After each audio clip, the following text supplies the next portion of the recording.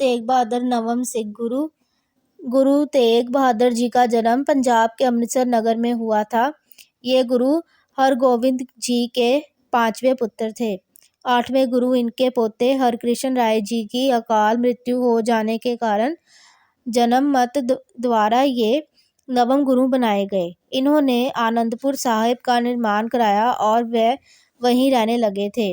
उनका बचपन का नाम त्यागमल था। मात्र 14 वर्ष की आयु में अपने पिता के साथ मुगलों के हमलों के खिलाफ हुए युद्ध में उन्होंने वीरता का परिचय दिया। उनकी वीरता से प्रभावित होकर उनके पिता ने उनका नाम त्यागमल से तेग बहादुर तलवार के धनी रख दिया। युद्ध स्थल में भीषण रक्तपात से गुरु तेग बहादुर जी के वैरागी मन पर गहरा प्रभाव पड़ा और उनका मन आध्यात्मिक चिंतन की ओर हुआ। धैर्य, वैराग्य और त्याग की मूर्ति गुरु तेग बहादुर जी ने एकांत में लगातार 20 वर्ष तक बाबा बकाला नामक स्थान पर साधना की। 8वें गुरु हरकृष्ण जी ने अपने उत्तराधिकारी का नाम के लिए बाबा बकाले का निर्देश दिया।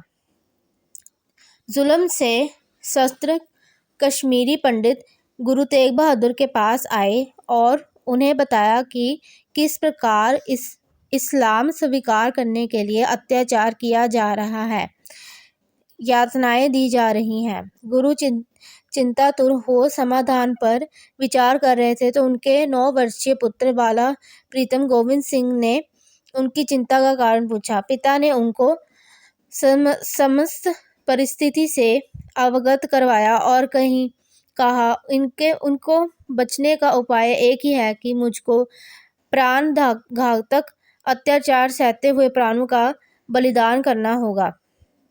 गुरु जी ने औरंगजेब से कहा कि यदि तुम जबरदस्ती लोगों से इस्लाम धर्म ग्रहण करवाओगे तो तुम सच्चे मुसलमान नहीं हो, क्योंकि इस्लाम धर्म ये शिक्षा नहीं देता कि किसी पर जुल्म करने मुस्लिम बनाया जाए। औरंगजेब ये सुनकर आग बबूला हो गया।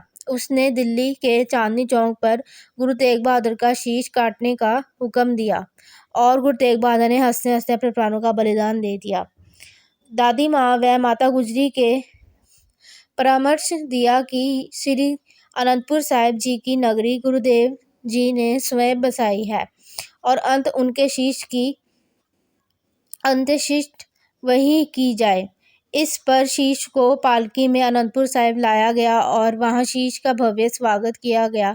सभी ने गुरुदेव के पार्थिव शीश को श्रद्धा सुमन अर्पित किए। तत्पश्चात विधिवत संस्कार किया गया। गुरु तेग बहादुर की याद में उनके शहीदी स्थल पर गुरुद्वारा बना है, जिसका नाम गुरुद्वारा शीशगंज साहिब है।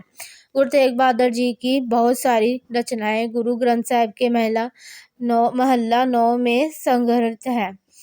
गुरुद्वारे के निकट लाल किला, फिरोज शाह कोटला और जामा मस्जिद भी अन्य आकर्षण हैं। गुरु तेग बहादुर जी की शहीदी के बाद उनके बेटे गुरु गोबिंद राय को गुरु गद्दी पर बिठाया गया, जो सिखों के 10वें गुरु गोबिंद सिंह जी बने। शांति, क्षमा, सहनशीलता के गुणों वाले गुरु तेग बहादुर जी ने लोगों को प्रेम, एकता व भाईचारे का संदेश दिया। उनके जीवन का प्रथम दर्शन यही था कि धर्म का मार्ग सत्य और विजय का मार्ग है।